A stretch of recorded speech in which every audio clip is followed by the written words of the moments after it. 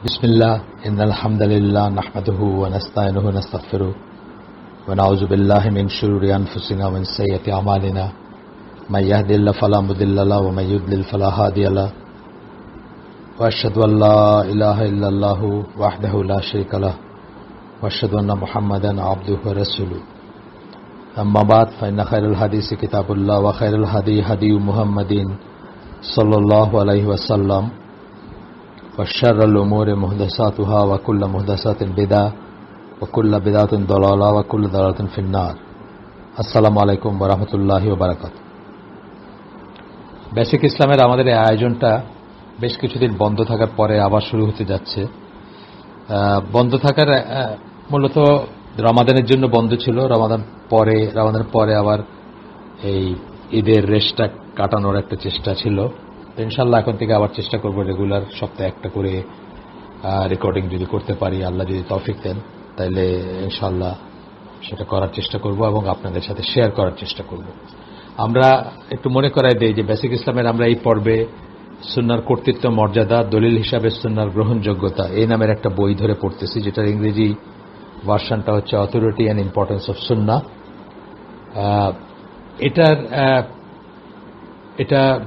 এটা পড়তে পড়তে বা এটা নিয়ে আলোচনা করতে করতে আমরা যে জায়গায় আসছি, তৃতীয় অধ্যায়ে আসছি, সেটা ছিল রাসূলের ভূমিকা সমূহ। রাসূলের ভূমিকার ভিতরে আমরা বলছিলাম যে চারটা ভূমিকা নিয়ে আমরা আলোচনা করব। চারটা মেইন ভূমিকা, অনেক ভূমিকা ছিল, তার মধ্যে চারটা মেইন ভূমিকা নিয়ে আমরা আলোচনা করব।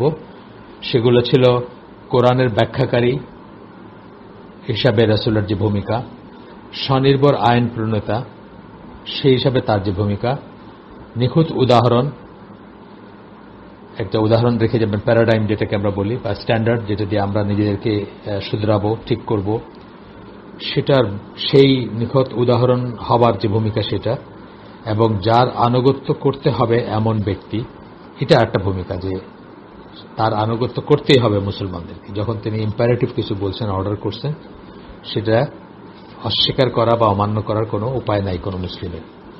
তো এই চারটা রোল নিয়ে পড়তে গেছিলাম, মানে পড়বো আমরা ইনশাআল্লাহ। তবে তার ভিতর প্রথমটা নিয়ে আমরা শুরু করছিলাম যে কোরআন ব্যাখ্যাকারী হিসাবে রাসূল সাল্লাল্লাহু আলাইহি ওয়াসাল্লামের যে রোলটা, সেটার ভিতরে আবার কিছু সাব টপিক ছিল, সেগুলো আমরা কয়েকটা পড়ছি। আজকে যেখান থেকে পড়ব সেটা হচ্ছে, আগেরগুলো আপনারা একটু দেখে নিন দরকার হইলে, আগের রেকর্ডিংটা, এর আগের পর্বটা। তো আজকে যেটা পড়ব সেটা হচ্ছে আপনার নবী সাল্লাল্লাহু আলাইহি ওয়াসাল্লাম এমন সব ঘটনার বিস্তারিত বর্ণনা করে গেছেন যেগুলো কোরআনে উল্লেখ নেই। অনেক ঘটনার বিস্তারিত বর্ণনা করছেন যেগুলো আসলে কোরআনে উল্লেখ নাই। তো সেইটা আমরা পড়বো আজকে, আর তারপরে পরে সামারাইজ করব, যে কোরআনের ব্যাখ্যাকারীর ভিতরে যে সাবহেডিংগুলো আছে ওগুলো আবার সামারাইজ করব আমরা লাস্টে। তো এখানে বলতেছেন যে বহু ক্ষেত্রেই কোরআনে উল্লেখ রয়েছে এমন ব্যাপারে নবী আরো বেশি পরিমাণ তথ্য সরবরাহ করে গেছে। এটা বলতে গিয়ে সূরা কাহাফের 60 থেকে 82 নম্বর আয়াতের ভিতরে খিজির আলাইহিস সালাম তার যে ঘটনা আছে এবং মুসা আলাইহিস সালামের সাথে তার যে ঘটনাগুলো আছে, কাহিনীগুলো আছে, তিনটা কাজ করেন যেগুলো নিয়ে মুসা কোয়েশ্চেন করার পরে তাকে আর তার সাথে থাকতে দেন না, খিজির আলাইহিস সালাম। তো এই ঘটনার পরে এটা নিয়ে আল্লাহ রাসূল সাল্লাল্লাহু আলাইহি ওয়াসাল্লাম আলাপ করছেন এবং আরো অনেক বিস্তারিত কথা বলছেন এটা নিয়ে, যেটা তার কাছ থেকে ছাড়া আর কোনোভাবে আমাদের জানার উপায় ছিল না, শুধুমাত্র উনি বলছেন সেই জন্যই আমরা জানি। তো এখানে সেটা তুলে দিচ্ছেন এই লেখক, বলতেছেন মুসা ইসরায়েলি গোত্রের সামনে একটা হাদিসটা তুলে দিচ্ছেন, যে হাদিসের থেকে এটা আসছে, কথাটা আসছে, বা যে কথাটা রাসূল সাল্লাল্লাহু আলাইহি ওয়াসাল্লাম বলছেন সেটা তুলে দিচ্ছেন এখানে। আল্লাহ রাসূল বলেন, মুসা ইসরায়েলি গোত্রের সামনে একটা বক্তৃতা দিতে দাঁড়ান এবং তাকে জিজ্ঞাসা করা হলো, মানুষদের ভিতর থেকে জিজ্ঞেস করছে, মানুষের মাঝে সবচেয়ে জ্ঞানী কে? মানুষের ভিতরে সবচেয়ে জ্ঞানী কে, এটা তাকে জিজ্ঞেস করা হলো। মুসা উত্তর দিলেন, আমি। জ্ঞানের জন্য, ব্র্যাকেটে তথ্যের জন্য, কেবল আল্লাহর উপর নির্ভর না করার জন্য আল্লাহ তাকে তিরস্কার করলেন। তাই আল্লাহ তার কাছে ওহী নাজিল করলেন এবং বললেন, ওহী নাজিল করে বললেন বা ওহী নাজিল করলেন। এই অংশটা হচ্ছে মুসার কাছে আল্লাহ কি ওহী নাজিল করলেন সেটুকু। দুইটি সাগরের সন্ধিস্থলে আমাদের এক বান্দা রয়েছে যে তোমার চেয়ে জ্ঞানী। এখানে এই ওয়াহি অংশ যেটা সেটা শেষ। মুসা বললেন, হে আমার প্রতিপালক, মুসা তখন আল্লাহকে বললেন, হে আমার প্রতিপালক, আমি কিভাবে তার সাক্ষাৎ পেতে পারি? তিনি জানলেন যখন যে একজন আছেন যে তার চেয়ে জ্ঞানী, এবং একটা মোটামুটি একটা আইডিয়া দিলেন আল্লাহ।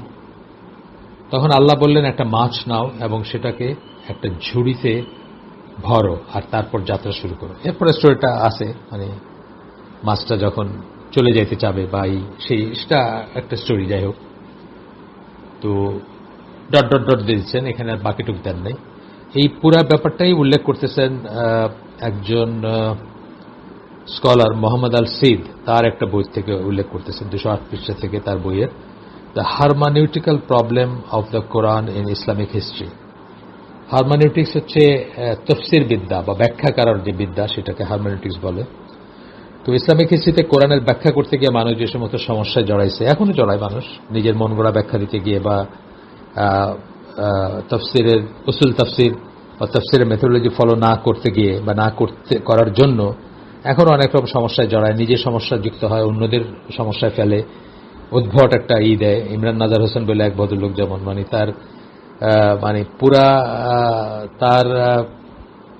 পুরা ক্যারিয়ারই হচ্ছে কোরআনের মন গড়া ব্যাখ্যার ক্যারিয়ার বলতে পারে। আজব আজব সব ব্যাখ্যা ওনার, যেটা আর কেউ করেন না। যাই হোক, সেটা তার ব্যাপার। আমরা সাবধান করি সবসময় ইমরান নাজার হোসেন, এবং ইমরান নাজার হোসেনের পথপন্থা ফলো করতেছেন বাংলাদেশে একজন খুব পপুলার, এখন হিজবুত তাহরির করতে এক সময়, এখনো করে। আর এই ভদ্রলোকও খুব পপুলার, এবং তিনিও সেই পথপন্থা অবলম্বন করতেছেন। দাজ্জাল, এন্ড অফ টাইম, ডলার কখন ক্রাশ করবে, তারপরে ইলুমিনাতি, তারপরে ইমাম মাহদি কখন আসবেন, ইত্যাদি জিনিস নিয়ে কালাতিপাত এবং জীবনাতিপাত করা আর কি। এগুলা ঠিক আছে, এসব ঘটনা নাই আমি বলতেছি না, এসব ঘটনা হয়তো হইতে পারে। বিশেষত দাজ্জাল, মাহদি, এগুলা তো সুন্নায় আছে। ঈসা আলাইহিস সালামের প্রত্যাবর্তন, এই সমস্ত কথাগুলো তো সুন্নায় আছে, বিস্তারিত আছে। সেগুলা আমরা সুন্নায় যেভাবে আছে সেভাবেই করব। এর সাথে আমাদের নিজস্ব মত এবং প্রেডিকশন এবং সময়কাল বেঁধে দেওয়া, এত দিনের ভিতরে এটা হবে, এই কাজ, এইসব করে আমাদের কোনো লাভ নাই। আসলে ইভেন মাহদি আসবেন আমাদের জীবদ্দশায় যদি আসেন, ওনার বাহিনীতে যদি আমরা যোগ দিই, তথাপি আমাদের কোনো লাভ নাই যদি আমাদের নিজেদের ঈমান এবং আমল সঠিক করতে না পারি, স্পেশালি ঈমান বা আকীদা বা বিশ্বাসগুলো। যে লোক সুন্নায় বিশ্বাস করে না, বইটা আমরা কেন পড়তেছি? কোরআনীয়দের প্রভাব থেকে আমরা যেন মুক্ত থাকার উপযুক্ত দলিল প্রমাণ আমাদের ভিতরে বা মাথায় থাকে, সেই জন্য কিন্তু পড়া একটা রিজন হচ্ছে সেটা। এখন আপনি মাহদির বাহিনীতে জয়েন করলেন এবং ওইখানে শহীদ হইলেন, ধরেন কথার কথা, লোকে দেখলো আপনি শহীদ হইলেন, কিন্তু আপনার তো ঘোর বিপদ। কারণ যারা সুন্নাহ অস্বীকার করে তাদেরকে জিন্দিক ধরা হয়, তাদেরকে মুসলিম মনে করা হয় না। যারা সুন্নাহ অলটুগেদার অস্বীকার করে তাদেরকে জিন্দিক ধরা হয়। জিন্দিক হচ্ছে কাফেরেরও নিচে যে স্থান। যারা ইসলামের শত্রু এবং ইসলামকে ধ্বংস করার জন্য ছদ্মবেশে মুসলমান হয় বা মুসলমান ভাব দেখায়, তাদেরকে জিন্দিক বলে। তো সুন্নাহ যারা অস্বীকার করেন ক্রস লেভেলে, তাদেরকে জিন্দিক ধরা হয়। তা আপনি মাহদির বাহিনীতে যুদ্ধ করে কি হবে? আপনার তো কোনো আপনার তো ঘোর বিপদ। টেকনিক্যালি আপনি মুসলিমই না। সুতরাং আমরা ওগুলো সম্বন্ধে জানবো যেভাবে আল্লাহ রসুল বলে গেছেন, আর আমাদের করণীয়টা আমরা করে যাব। এসব নিয়ে হাদিসও আছে, কিয়ামত হয়ে যাবে আপনি জানলেও আপনার কাজটা আপনি শেষ করবেন, যে সৎ কাজটা আপনি করতেছেন। প্লাস আপনি বেশি বেশি করে নিজের ঈমান আমল ঠিক করবেন, এবং কোনটা সঠিক কোনটা অঠিক সেটা সুন্নাহর আলোকে ঠিক করবেন। এখানে আল্লাহ রাসূল সাল্লাল্লাহু আলাইহি ওয়াসাল্লাম ব্যাখ্যা করছেন যে কেন মুসা খিজির আলাইহিস সালামের খোঁজে গেছে, এর পেছনের ঘটনা। এটা কিন্তু কোরআনে নাই যে উনি যে বলছেন যে আমি সবচেয়ে জ্ঞানী, আল্লাহ তাকে তিরস্কার করলেন যে তোমার চেয়ে জ্ঞানী আছে, এইসব ঘটনা কিন্তু কোরআনে নাই। প্লাস যে মাছটার কথা আসলো, মাছটা কি মাহাত্ম্য, তো এই সমস্ত জিনিসগুলা আপনার নবী ব্যাখ্যা করে গেছেন বলে আমরা জানি না, জানার কোনো রাস্তা ছিল না কোরআন থেকে। এই পর্যায়ে এসে মোহাম্মদ আল সিদ বলতেছেন, যার লেখা বইটা আমি উল্লেখ করলাম, উদ্ধৃতি যার থেকে এই উদ্ধৃতিগুলো আসছে, ওনার একটা বক্তব্য আসতেছে এখন, যেখানে বলতেছেন এই হাদিস, অর্থাৎ যে হাদিসটা আমরা মাত্র পড়লাম মুসা আল্লাহ সাল্লাম সংক্রান্ত, তার বক্তৃতায় দাঁড়ায় তিনি বলছিলেন যে তিনি সবচেয়ে জ্ঞানী, এই হাদিসটা এবং আরেকটা হাদিস যেখানে নবী বলেন আমাকে কিতাবখানি এবং যা তার সাদৃশ্যতা দান করা হয়েছে। কিতাবখানি মানে কোরআন এবং এর মতো বা এর সাদৃশ্য কিছু দান করা হয়েছে, বা যা তার সদৃশ্য সেটা দান করা হয়েছে। সরি, সাদৃশ্য না, সদৃশ্য হবে। সাদৃশ্য হচ্ছে আপনার দুইটা জিনিসের ভিতরে যে সিমিলারিটি সেটা, আর আমরা আসলে এখানে সিমিলার কথাটা বলতে চাইছিলাম, তো যা তার সদৃশ্য হবে কথাটা আমার ভুল সেটা। আমাকে কিতাবখানি এবং যা তার সদৃশ্য তা দান করা হয়েছে, এটা রাসূল সাল্লাল্লাহু আলাইহি ওয়াসাল্লাম বলেন একটা হাদিসে। এই দুইটা মিলায়, এই হাদিসে যেটা পড়লাম আমরা ওই ঘটনাটা মুসার, এবং এটা মিলায় এর থেকে প্রতীয়মান হয় যে কোরআনের বিষয়বস্তু সম্বন্ধে তাকে বিস্তর জ্ঞান দান করা হয়েছিল। আউট অফ মানে কোরআনের আয়াতের বাইরে তাকে দান করা হয়েছিল, বিস্তর জ্ঞান দান করা হয়েছিল, অনেক ব্যাখ্যা দেওয়া হয়েছিল, অনেক আরো বেশি করা হয়েছিল, জ্ঞান দান করা হয়েছিল। কোন একটা জিনিস সম্বন্ধে যখন বলা হচ্ছে সেটা সম্বন্ধে যেটুকু প্রয়োজনীয় ব্যাখ্যা করার জন্য বা আমাদেরকে বলে যাওয়ার জন্য সেটা তাকে দেওয়া হয়েছিল। এর ফলে কেবল তাকে কোরআনের বিস্তারিত ব্যাখ্যার ব্যাপারে একটা একক কর্তৃত্ব দান করা হয়েছে। তাকে মানে কাকে? রাসূলকে, কেবল তাকে, শুধুমাত্র তাকে।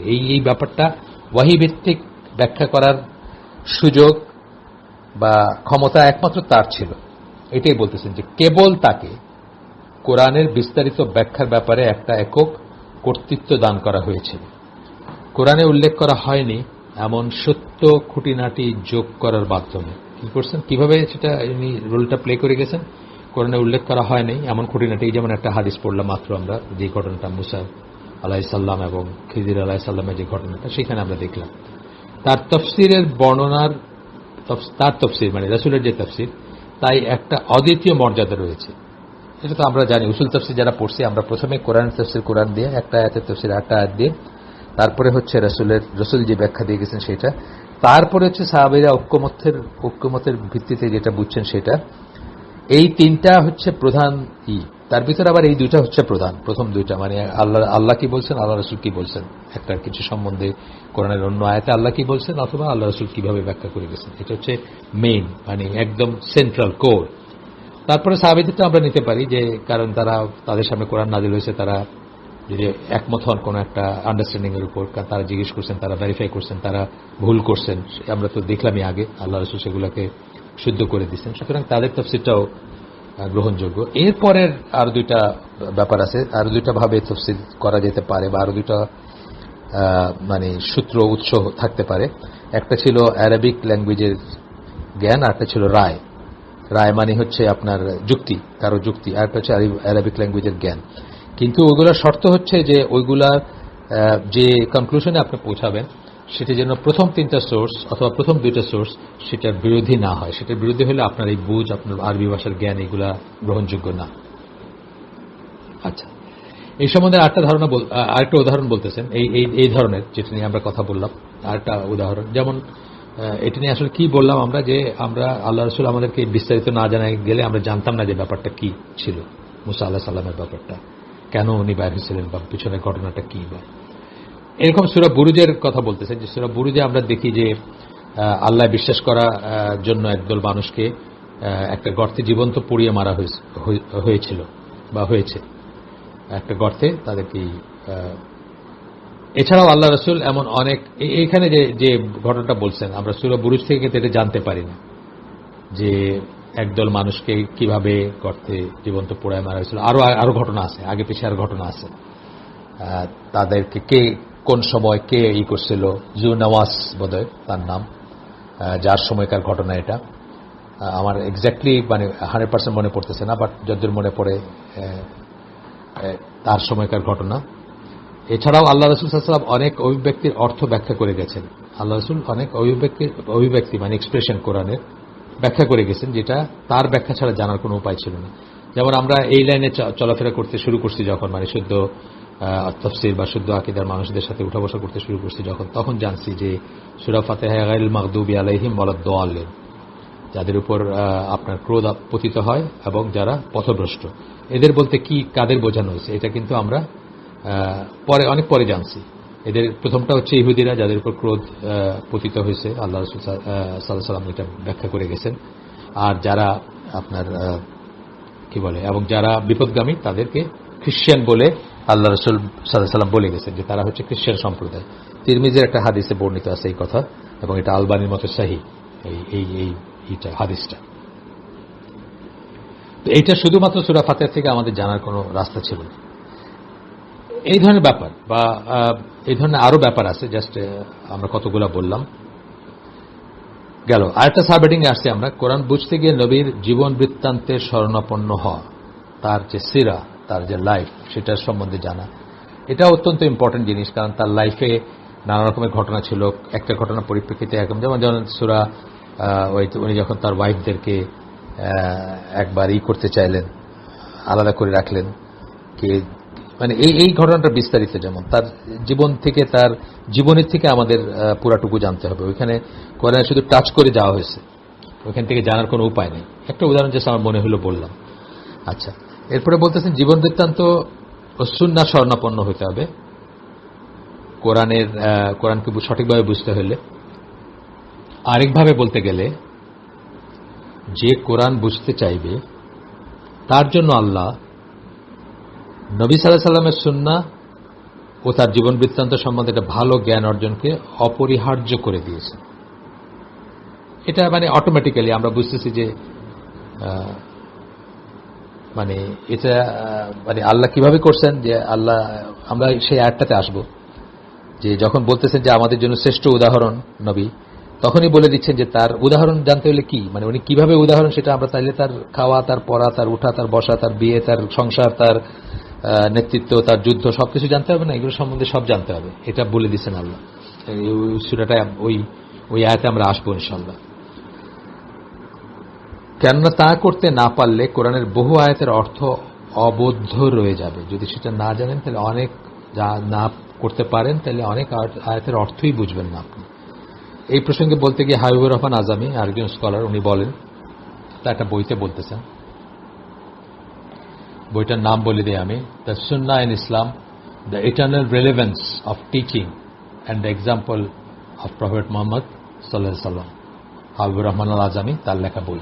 এটার 29, 29, 30, 31 পৃষ্ঠায় আছে এই কথাগুলো, যেগুলো আমরা এখন পড়তেছি। কোরআন ছাড়া যদি আর কোনো নিশ্চিত জ্ঞানের উৎস না থেকে থাকে, যেটা কোরআনীয়রা বলে, আজকালকার মডার্নিস্টরা বলে, নজবিল্লাহ, মানে এদেরকে আসলে একটা ইয়ারই দেওয়া উচিত না, শোনাই উচিত না। এদেরকে শোনে আসলে কারা? যারা দেখবেন মোস্টলি শোনে কারা? যারা জীবনে শর্টকাট নিতে চায়। যারা জীবনে শর্টকাট নিতে চায়। একজনের সাথে আমি কথা বললাম, 34 বছর ধরে আছে ইউরোপে, এখন সুইজারল্যান্ড, 3 দেশের সিটিজেন বোধ হয়, খুব গর্বিত। উপায় আছে ওই রকম একটা পরিবেশ প্রতিবেশে থাকা, যদি আপনি সুন্নাহ রিয়েলি মানতে চান। না, সুন্নাহ কোরআনের হলে খুব সোজা। আপনার মহিলা বসের সাথে হাত মিলাইতে হবে। অফিসে গেছেন, সে হাত বাড়াই দিছে, কি করবেন? সাদা চামড়া মহিলা বস, আপনার দণ্ডমুণ্ডের কর্তা, কি করবেন আপনি? হাত মিলাইতে হবে, তাই না? তখনই আপনি বলবেন যে কোরআনে তো কোথাও এটা লেখা নাই যে মেয়েদের সাথে হাত মেলানো যাবে না, মেয়েদেরকে টাচ করা যাবে না, মেয়েদের সাথে একান্তে বসা যাবে না, নির্জনতায় থাকা যাবে না, অথবা আছে না আমরা যেগুলো সুন্নাহ থেকে পাই।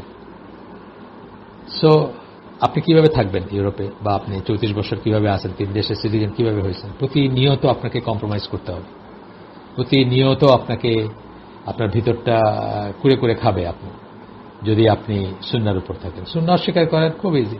নামাজও পড়ার দরকার নেই। আমি লোককে জিজ্ঞেস করলাম, আমার সাথে তর্ক করতেছে, জিজ্ঞেস করলাম যে আপনি নামাজ পড়েন কিভাবে? বলে পড়ি আমার মতো করে পড়ি। যাই হোক, সে তার মতো করে পড়ে, কোরআনে যা পায় সেটুকু পড়ে আর কি। কোরআনে তো কোথাও সিজদা, রুকু, সালাম ফেরানো, উঠা বসা এগুলার কোনো বর্ণনা নাই। সুতরাং মনের নামাজ, আসল নামাজ আর কি, সেই নামাজ পড়ে। তাকে আমি একটা আয়াতের কথা বলছিলাম, শুধু একটা আয়াত, যে সূরা নিসার 80 নম্বর আয়াতের কথা বলছিলাম, যেখানে আল্লাহ বলছেন যে যে রাসূলকে মানে সে আল্লাহকে মানল, যে রাসূলকে মানল সে আল্লাহকে মানল। এই কথা শুধু একজন মানুষের বেলায় প্রযোজ্য। আমাদের মাযহাবে ইমাম বলেন, আমাদের বুজুর্গ, এই শায়েখ, বড় বড় লকবালা, কারো বেলায় প্রযোজ্য না, শুধু একজনের বেলায় প্রযোজ্য। আল্লাহ রাসূল সাল্লাল্লাহু আলাইহি সাল্লামের বেলায় প্রযোজ্য। এই আয়াতটা বলে আমি তাকে জিজ্ঞেস করেছিলাম যে যদি আপনি তারপর জানেন, এই আয়াতটা যদি আপনি মানেন, আপনি কোরআন মানেন, সেটাই বলতেছি, যদি আপনি জানেন যে আল্লাহ রাসূল ডান হাতে পানি খাইতে বলছেন, আপনি কি বলবেন যে আমি এটা মানি না? আপনার উত্তরটা কি হবে? It's not important to me, এটা হবে আপনার উত্তর?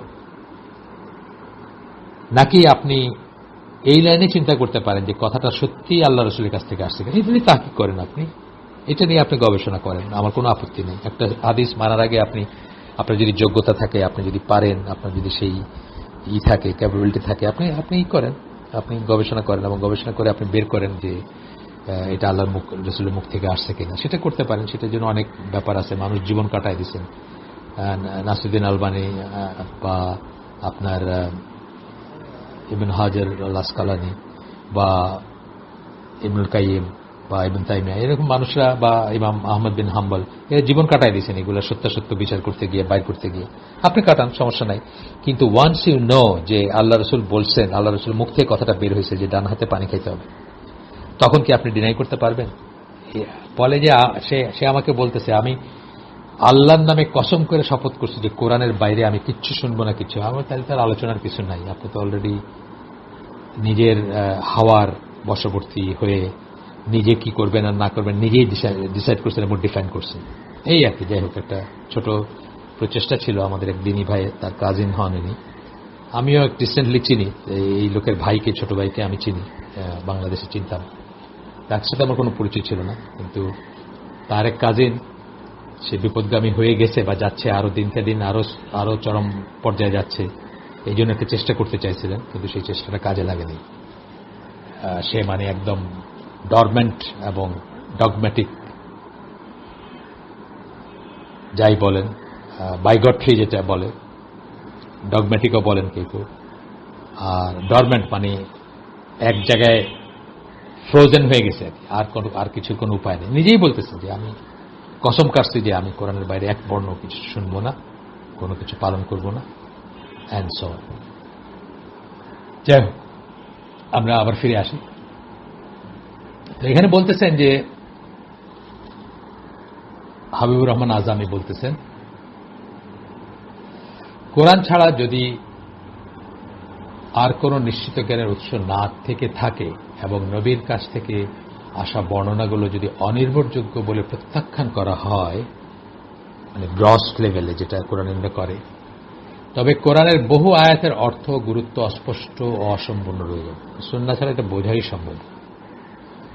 এরপরে উদাহরণস্বরূপ বলতেছেন একটা কথা, আর জায়েদ যখন তার কাছ থেকে তালাকের প্রয়োজনীয় আনুষ্ঠানিকতাগুলো সম্পন্ন করল, আমরা তখন তাকে তোমার কাছে দিয়ে দিলাম। এখানে জায়নাব রাদিয়াল্লাহু আনহার কথা বলা হচ্ছে, যখন তালাক সম্পন্ন হল জায়েদের সাথে, সকল পালক পুত্র, যদিও আমরা জানি ইসলামে পালক পুত্র কখনো পুত্র হয় না, এবং পসিবলি ওইটা এস্টাবলিশ করাও এটা একটা উইজডম ছিল এই ব্যাপারটার, এবং এটা এখনো ভ্যালিড।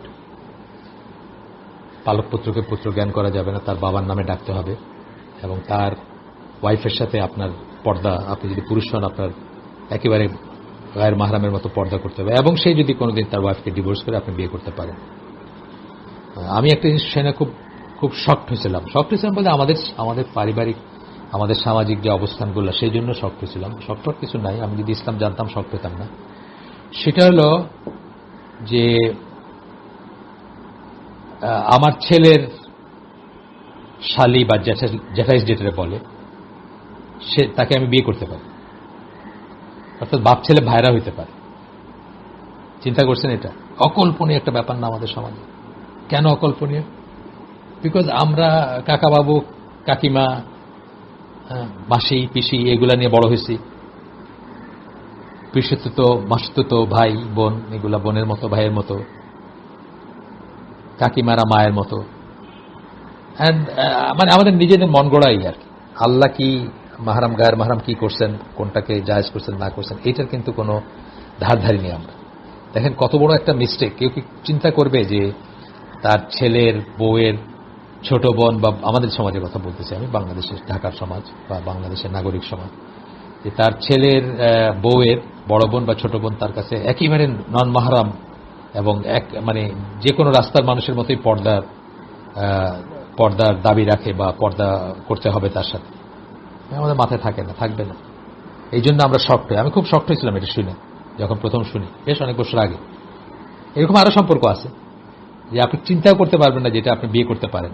সুতরাং বিয়ে করতে পারেন মানেই বিয়ে করবেন, আমি সেটা বলতেছি না, করতে হবে সেটাও বলতেছি না, কিন্তু আমি বলতেছি এটা মানেই হচ্ছে পর্দা করতে হবে। আচ্ছা, পালক পুত্র সেরকম ব্যাপার। তো এই যে বলতেছেন যে সুন্নাহ বা হাদিসের শরণাপন্ন না হয়ে এবং সেসবের উপর আস্থা স্থাপন না করে এই আয়াতের পূর্ণ গুরুত্ব কি কখনো অনুধাবন করা যাবে? আপনি কি বুঝবেন এই আয়াতে কি বোঝানো হয়েছে? হ্যাঁ, আপনাকে জানতে হবে জায়েদ কে ছিলেন, তার সাথে রাসূল সাল্লাল্লাহু আলাইহি ওয়াসাল্লামের কি সম্পর্ক ছিল, তার ওয়াইফ কে ছিলেন, তার সাথে রাসূল সাল্লাল্লাহু আলাইহি ওয়াসাল্লামের কি সম্পর্ক ছিল, না ইত্যাদি ইত্যাদি জানতে হবে, তাই না? খালি কোরআন থেকে কি এখন কখনোই এটা জানা, এগুলো জানা সম্ভব না।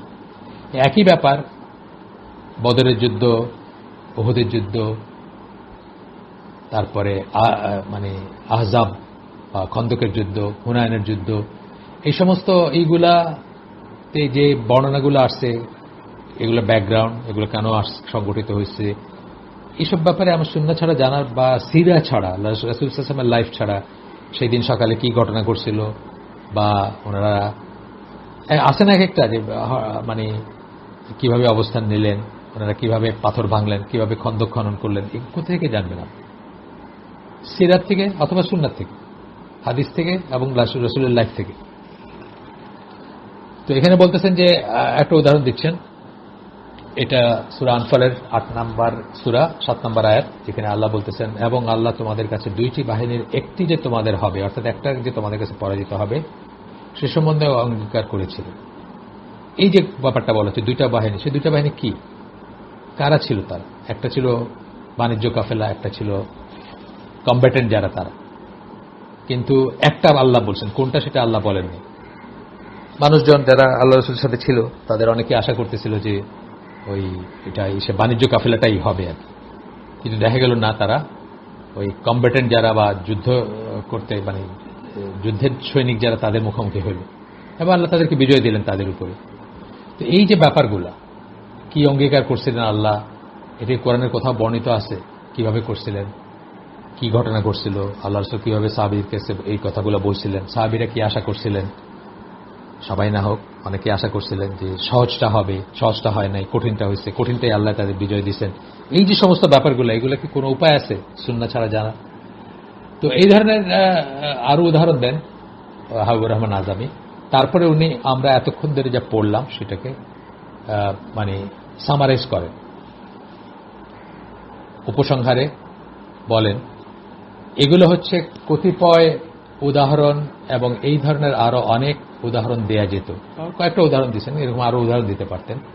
আমরা এখানে দেখাতে চেয়েছি, আমরা কি প্রমাণ করতে চাইছি এখানে, কোরআনের বহু আয়াতের অর্থ বোঝা বা ব্যাখ্যা করা প্রায় অসম্ভব হয়ে দাঁড়াতো যদি অপ্রয়োজনীয় ও অনির্ভরযোগ্য বলে আমরা হাদিস সমূহকে অস্বীকার করতাম। যেভাবে লোকটা বলছে যে জানার দরকারই নেই তারপর, তাহলে সে বহু আয়াত কোরআনের জানবেই না, বুঝবেই না, সেটার অর্থ কি সেটাও জানার কোনো রাস্তা নাই।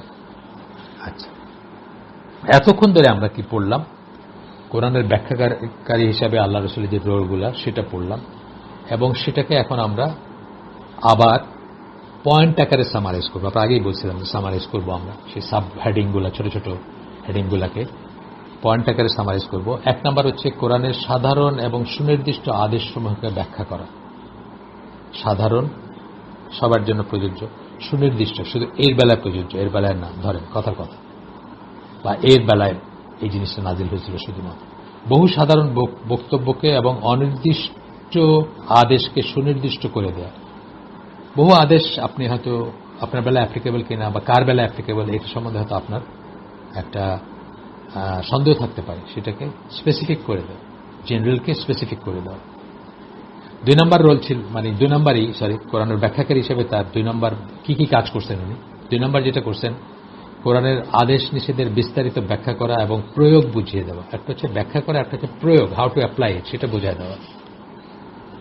আচ্ছা, তারপরটা হচ্ছে তিন নম্বরটা হচ্ছে এমন কিছু বাক্যাংশের সঠিক অর্থ প্রদান করা যেগুলোর অর্থগুলো জটিল ছিল অথবা যেগুলোর বহু সম্ভাব্য অর্থ ছিল, অনেক অর্থ হইতে পারত বা জটিল ছিল, সেটাকে সঠিক অর্থটা আপনাকে বোঝায় দেওয়া, সেই সাথে কোরআনের আয়াতসমূহের ব্যাপারে বিদ্যমান ভুল বোঝাবুঝির অবসান ঘটিয়ে সেগুলোকে শুদ্ধ করে দেওয়া। ভুল বোঝাবুঝি থাকতেই পারে, একজন এক একটা মনে করছেন, একজন সাহাবী একটা জিনিস বুঝছেন যে মদ খেয়ে নামাজে দাঁড়ানো যাবে না, কিন্তু অন্য সময় মদ খাওয়া যাবে, এটা বুঝছেন। কেউ বুঝছেন যে সুতা বালিশের নিচে রেখে শুইতে হবে এবং সাদা সুতা কালো সুতা বারবার দেখতে হবে, এটা বুঝছেন। এরকম অনেক ঘটনা আছে, সেগুলোকে পরিষ্কার করে দেওয়া। 4 নাম্বার, অতিরিক্ত অনুশাসন ও আইন কানুন প্রদান করা, যেগুলো কোরআনে পাওয়া যায় না কিন্তু যেগুলো দিন ইসলামের অবিচ্ছেদ্য অংশ। অতিরিক্ত অনুশাসন বা আইন কানুন যেগুলো কোরআনে নাই কিন্তু দিন ইসলামের অবিচ্ছেদ্য অংশ। দাড়ি রাখা, যাকাতুল ফিতর, ডোমেস্টিক গাধার মাংস খাওয়া অ্যান্ড সো অন, এগুলো নিষিদ্ধ করছেন। দাড়ি রাখাকে ফরজ করছেন, যাকাতুল ফিতরকে ওয়াজিব বা ফরজ করছেন। এগুলো সব, এই অনুশাসন কোরআনে পাওয়া যায় না কিন্তু দিন ইসলামের অবিচ্ছেদ্য অংশ বিশেষ। 5 নাম্বার, কোন আয়াতগুলো মানসুখ বা বাতিল হয়ে গেছে এবং কোনগুলো হয়নি সেটা ঠিক করতে, অত্যন্ত ইম্পর্টেন্ট একটা পয়েন্ট। আল্লাহ রাসূল ছাড়া কোনোভাবে জানার উপায় নাই যে কোনটা মানসুখ কোনটা, মানে এটার জন্য সুন্নাতে ফিরে যেতেই হবে, সুন্নাতে সিরাতে ফিরে যাইতেই হবে। কোনটা একই ধরনের আয়াত, একটা মানসুখ, সেটাকে মানসুখ করছে যেটা নাসিক, সেটা আগে বা পরে আছে অথবা অন্য সূরায় আছে। এইভাবে আল্লাহ রাসূল বলে গেছেন যে এটা ভ্যালিড না বা এটা ভ্যালিড, এটা না এটা এটা, এরকম ব্যাপারগুলো। একটা খুব সুন্দর উদাহরণ হচ্ছে সূরা মুজাদালা 12-13 নম্বর আয়াত সম্ভবত, অথবা 13-14, 12-13 সম্ভবত, যে আল্লাহ রাসূলের সাথে কনসাল্ট করতে গেলে কিছু সাদাকা দিতে বলছেন আল্লাহ। এটা পিছনে উইজডম ছিল যে মানুষ খুব মান্ডেইন জিনিস, ছোটখাটো যে কোনো জিনিসে আল্লাহ রাসূলের কাছে ছুটে যেত। অফকোর্স তারা তাকে সেইভাবে মানত সেই জন্যই, এবং সেফার থাকতে গিয়ে বা সেফ অ্যাক্ট করতে গিয়ে হয়তো করতো সেটা। তো এই জন্য আল্লাহ বলছেন যে করো সাদাকা দিয়ে, তারপরে, এবং তারপরের আয়াতেই বলছেন যে না, মানে না হইলে মানে তোমাদের গুনাহ নাই, বা গুনাহ যদি না পারো তাহলে গুনাহ নাই, অর্থাৎ এটাকে রহিত করছেন। আবার এটা তো একটা ফরজ বা ওয়াজিব ছিল, যেহেতু আল্লাহ আদেশ করছেন, তারপরে সেটা হলো যে না, এটা তোমাদের জন্য কষ্ট হইলে দরকার নাই, বা দরকার নাই এই জন্য সেন্সটা। আমার ঠিক এক্সাক্ট টেক্সটটা মনে নেই এখনো, আমি ঘটনাটা জানি।